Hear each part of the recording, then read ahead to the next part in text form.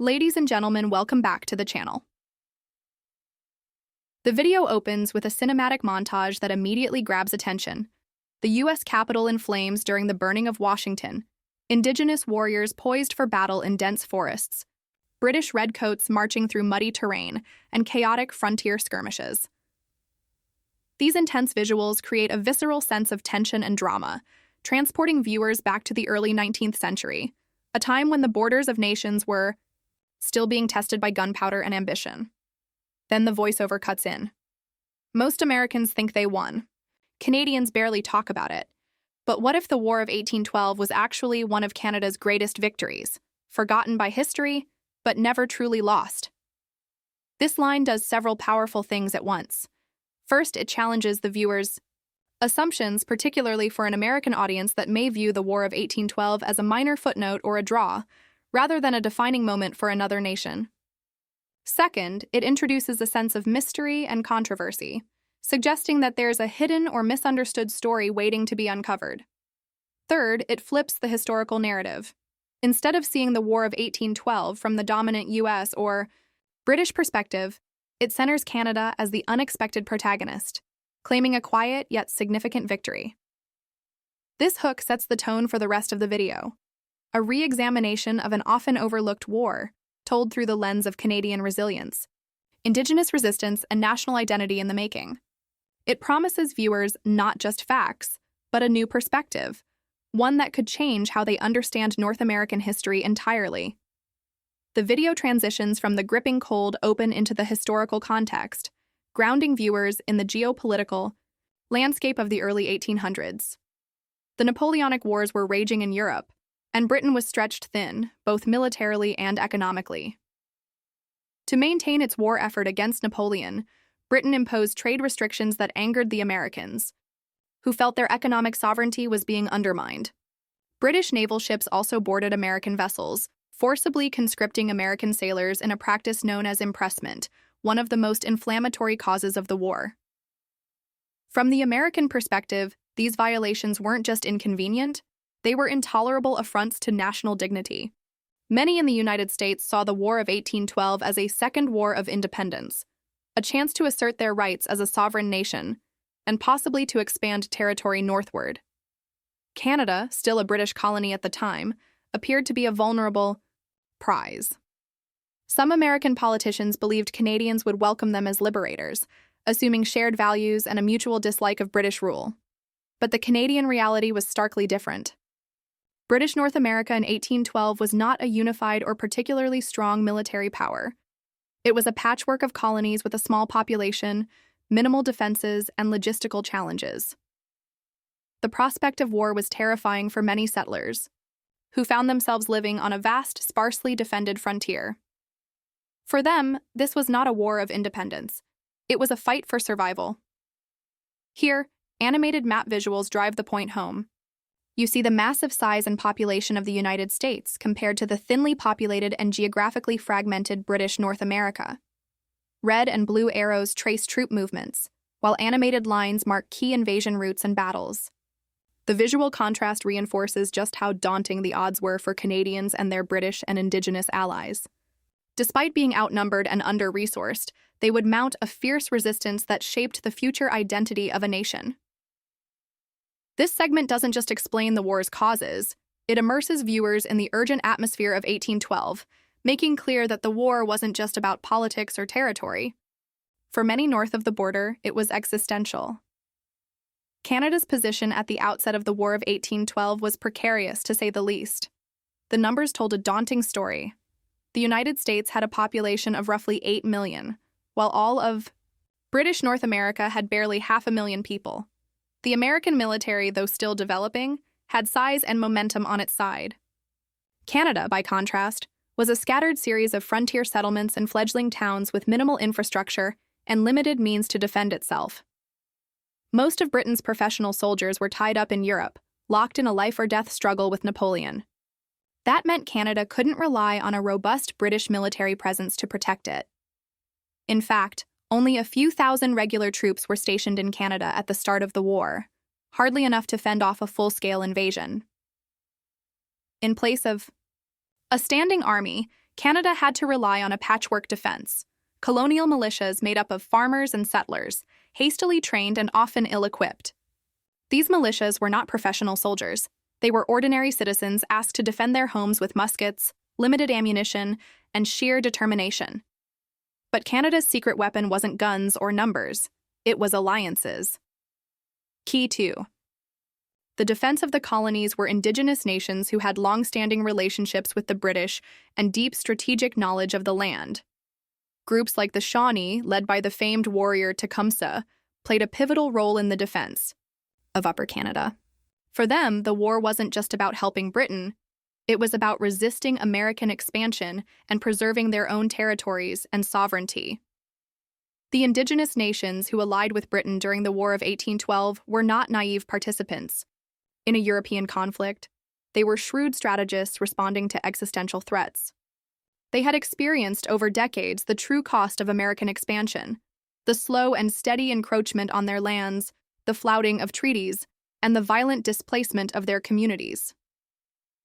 They watched as the United States pushed westward, justifying conquest under the banner of manifest destiny and eroding Indigenous sovereignty one settlement at a time. When the war broke out, many Indigenous leaders saw a familiar pattern repeating itself. They recognized that if the U.S. succeeded in conquering British Canada, it would likely treat Indigenous territories north of the Great Lakes the same way it had in the Ohio Valley and the Southeast, through removal, marginalization, or warfare. Aligning with the British, therefore, wasn't just opportunistic. It was a calculated attempt at survival. The British, while far from perfect allies, had at least shown more willingness to respect Indigenous autonomy and to include them in military and diplomatic affairs. Leaders like Tecumseh, who dreamed of a pan-Indigenous confederacy, saw the war as a final stand. His alliance with British General Isaac Brock in the early stages of the war was a powerful symbol of mutual respect and strategic partnership.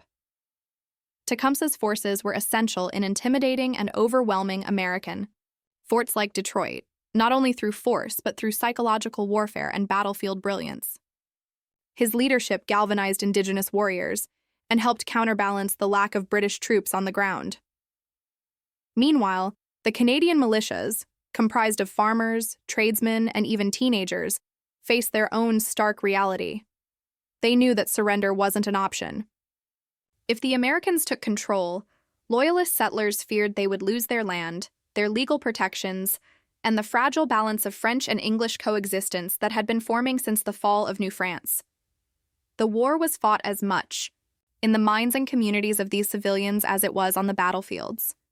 Despite being outnumbered and under-resourced, this patchwork force held the line.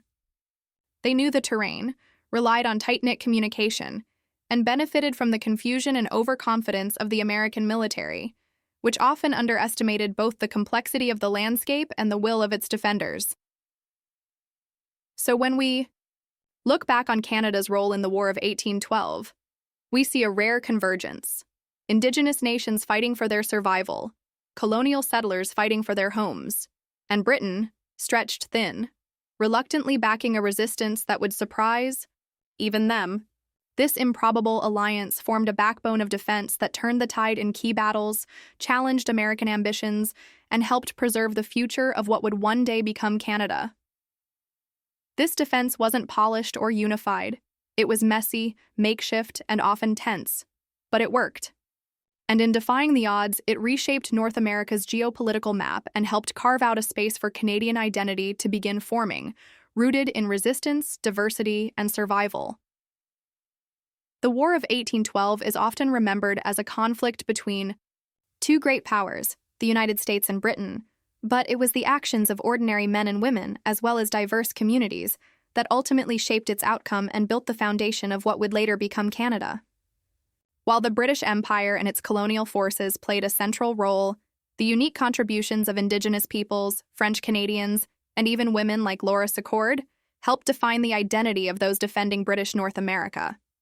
The war itself was not a straightforward military campaign driven purely by grand strategy. Rather, it was defined by moments of unexpected heroism and local defiance, where individual decisions and acts of courage could tip the scales of battle. These moments contributed to the creation of a Canadian national consciousness, one forged Not in the fires of empire building, but in the shared experience of resisting invasion and asserting local autonomy. For the settlers of British North America, the War of 1812 was about survival. Unlike the United States, with its rapidly growing population and substantial military resources, the defenders of Canada were vastly outnumbered. They faced a larger, more powerful enemy in the form of the United States, which had set its sights on annexing Canada, seeing it as a natural extension of its borders. Yet, despite being overwhelmed in numbers, the settlers and their indigenous allies were able to put up fierce resistance, demonstrating resilience, strategic thinking, and an unbreakable will to protect their homes. One key aspect of the war that defined the Canadian experience was the role played by Indigenous peoples, particularly Tecumseh and his warriors. Indigenous nations saw the war as an opportunity to protect their lands from American expansion. Tecumseh, a Shawnee leader, was an invaluable ally to the British, forming a crucial military alliance between his people and the British forces. His leadership at key moments, such as the victory at the Battle of Queenston Heights, proved to be a decisive factor in thwarting American invasion attempts. The loyalty and strength of these Indigenous communities not only turned the tide in crucial battles, but also laid the groundwork for a united front against the encroaching Americans. In addition to the Indigenous forces, French Canadians also played a vital role in resisting American annexation. The Battle of Châteauguay, fought near Montreal, saw French-Canadian militias successfully defending their land against a larger American force. This was not just a military victory, it symbolized the ability of French Canadians to assert their identity and protect their interests. In a way, it helped establish a narrative where both English and French-speaking settlers came together in defense of their shared home. This sense of unity, though not without tensions, formed the foundation of a Canadian identity that would eventually transcend colonial allegiances and language differences. Even ordinary civilians, such as Laura Secord, played pivotal roles. Secord's famous walk to warn British forces of an impending American attack is a prime example of the bravery exhibited by non-combatants. Her action led directly to a victory at Beaver Dams, where Indigenous warriors, informed by Secord's intelligence, ambushed and defeated an American force. Secord's courage, along with the contributions of other civilians who supported the war effort in various ways, helped demonstrate that the defense of British North America was not solely the work of soldiers. It was a collective effort by a diverse population that believed in the necessity of resisting American expansion. These collective acts of courage, resistance, and unity in the face of a powerful adversary transformed the War of 1812 from a simple military conflict into a defining chapter in the creation of a unique Canadian identity. The war demonstrated that Canadian settlers, both Indigenous and European, were not merely passive subjects of the British Empire, but were active participants in their own defense and in the shaping of their future. These acts of defiance, symbolized in the battles and heroics of figures like Tecumseh, Laura Secord, and General Brock, became the cornerstone of the mythos of Canadian resilience. They defined the idea of a nation that was born not from conquest, but from a fierce commitment to protecting its land and its people, regardless of the odds. In the years that followed, the memory of these moments would continue to inspire Canadians, reminding them that their nation's roots were established in the struggle for survival, unity, and identity. The War of 1812, though often overshadowed by other conflicts, left a lasting legacy that shaped the future of Canada, an enduring reminder of the power of collective action and the ability of diverse communities to come together in the face of overwhelming adversity. One of the earliest and most iconic moments was the Battle of Queenston Heights in 1812. It was here that British General Isaac Brock, already a celebrated figure for his bold leadership, met his death while rallying troops to repel an American invasion. His actions and sacrifice solidified him as a national hero. But he didn't stand alone. Brock's success relied heavily on Indigenous allies, particularly the warriors under the command of Tecumseh, whose presence and tactics struck fear into American forces. Together, they defended a critical entry point into Upper Canada, delivering a strong early blow to American morale and momentum. Fast forward to 1814, and the war had escalated dramatically. In response to American troops burning the town of York, modern-day Toronto, British forces launched a daring counterstrike and burned Washington, D.C., setting fire to the White House and the Capitol. It was more than revenge. It was a statement. Despite the war being fought far from London's center of power, Britain still had the capacity to reach into the American heartland. The flames of Washington symbolized both imperial might and the dangerous reach of this transatlantic war. Another pivotal battle came at Châteauguay, south of Montreal, where a diverse force, composed largely of French-Canadian militia, stood firm against a much larger American army trying to march on the city. It was a remarkable moment of unity among French-speaking Canadians, English commanders, and Indigenous scouts. Their victory not only saved Montreal from occupation, but also helped ease some of the long-standing tensions between English and French Canadians, at least temporarily, by uniting them in a common cause. And then there's Laura Secord, perhaps the most legendary civilian of the war.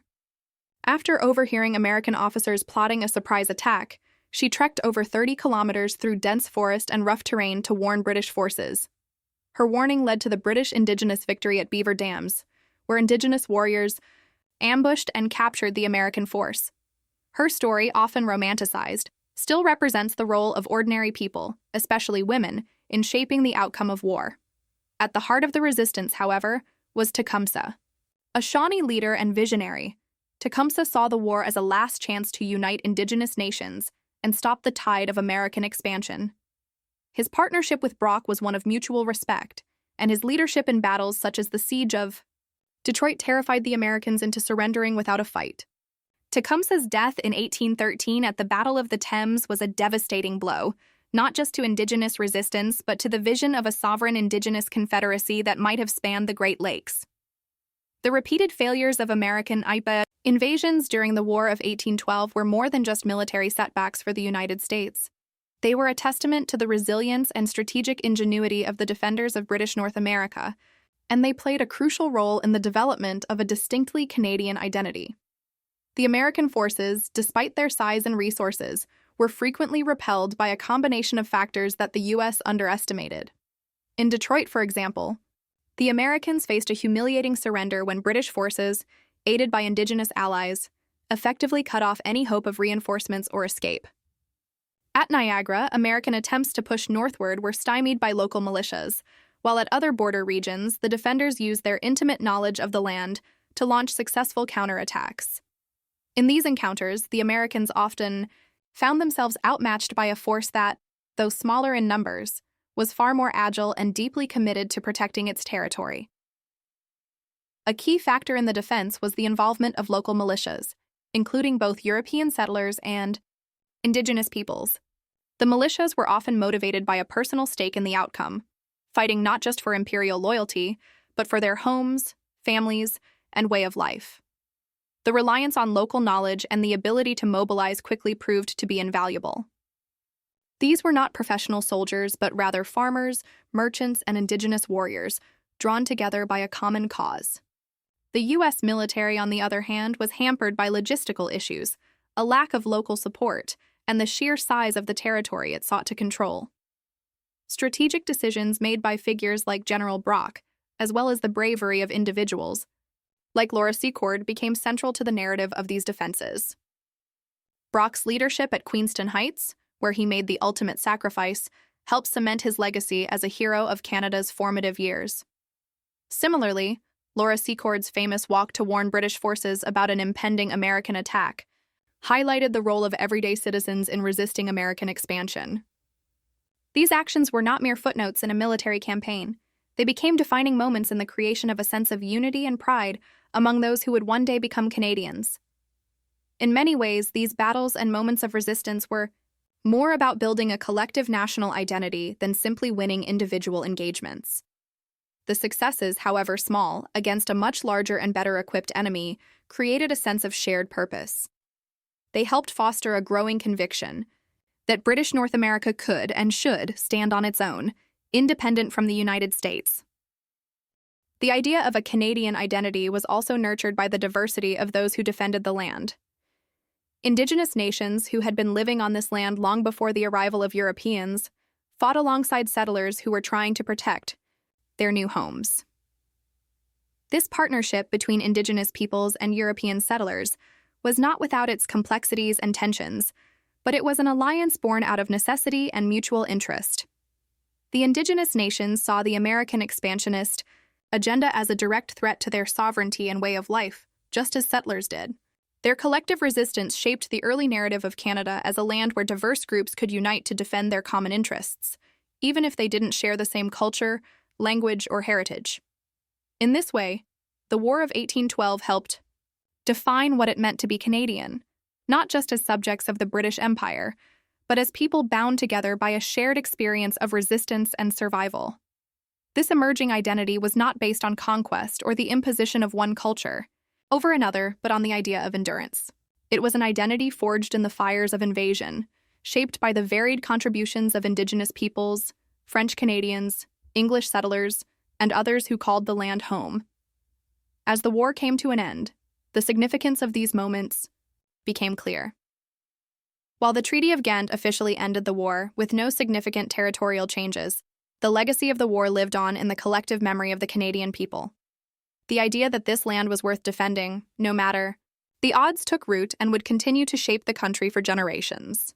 The War of 1812 may not have created Canada as a nation, but it laid the groundwork for the creation of a distinct Canadian identity, one that would be tested in future conflicts, but which would ultimately endure.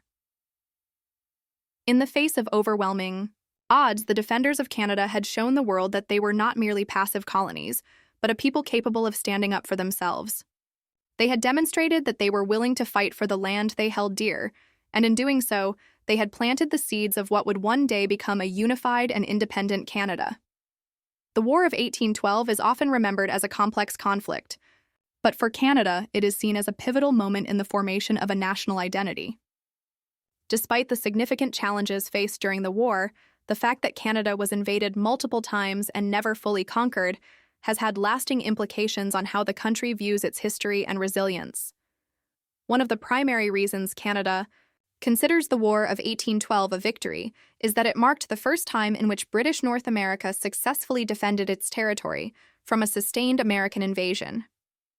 Despite being outnumbered and largely unprepared, the British, French-Canadian militias, and Indigenous allies managed to repel American forces at crucial moments, such as the battles at Queenston Heights, the defense of Montreal, and the successful repulsion of the American attempt to capture Upper Canada.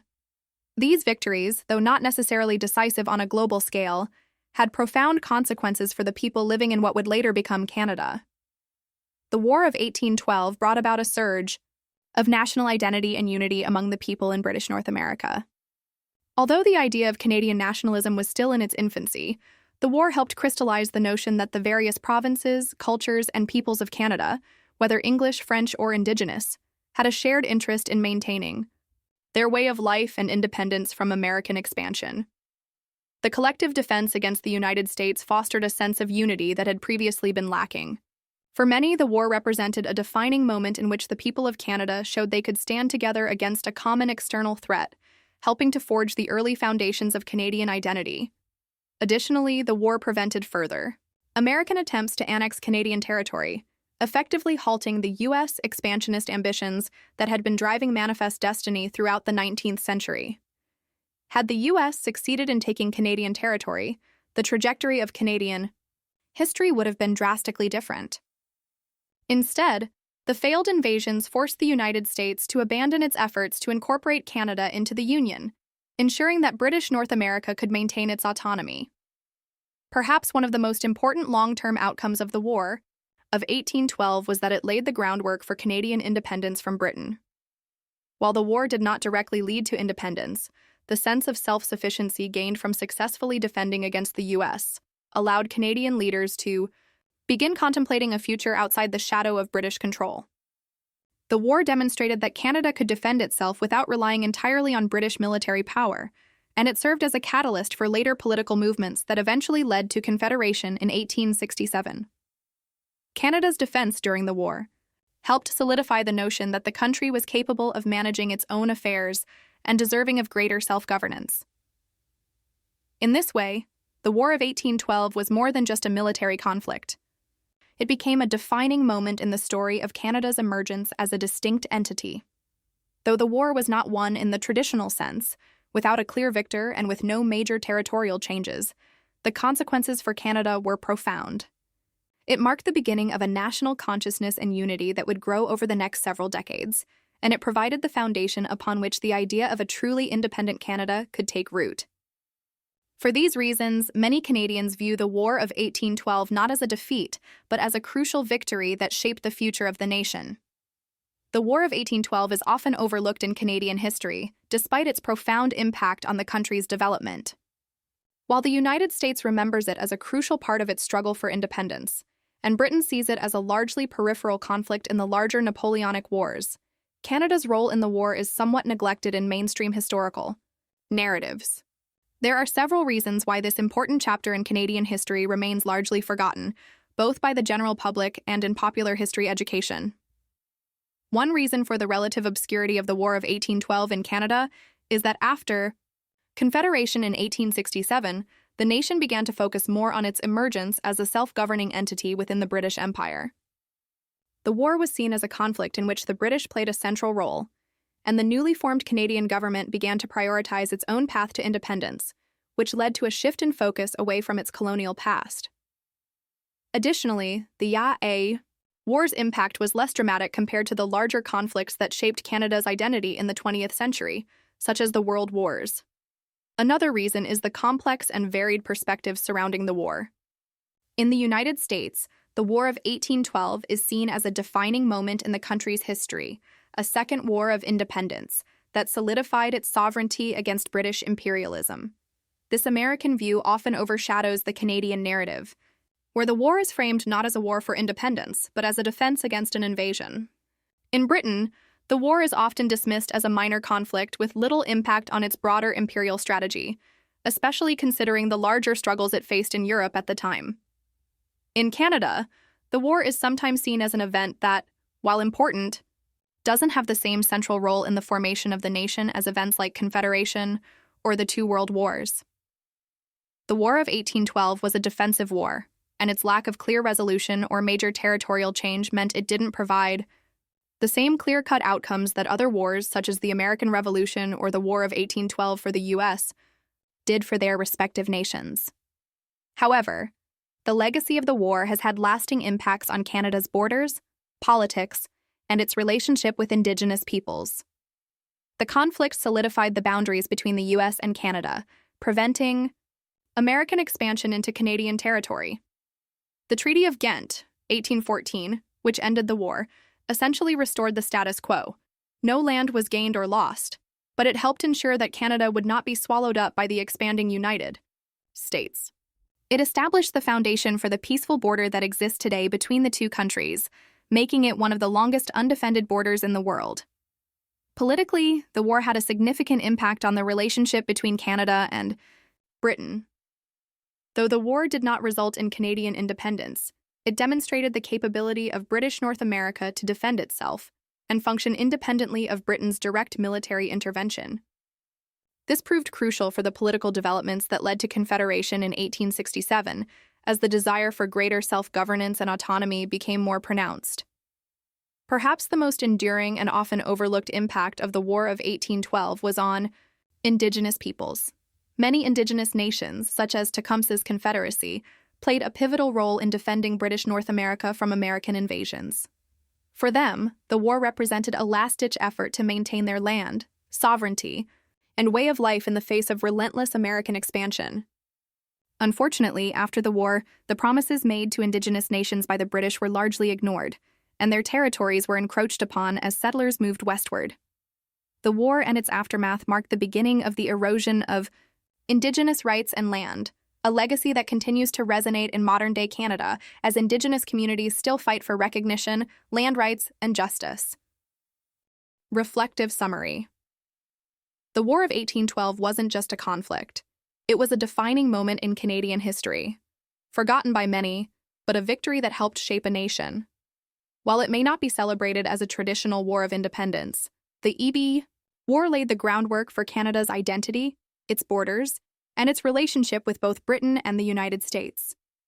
The resilience of those who defended British North America, especially the Indigenous peoples and local militias, turned what could have been a devastating loss into a foundational moment in the country's history. Call to action. If you found This story eye-opening. Don't forget to like and subscribe for more hidden histories like this. And leave a comment. Did you learn something new about the War of 1812? What part of Canadian history do you think deserves more attention? Let us know.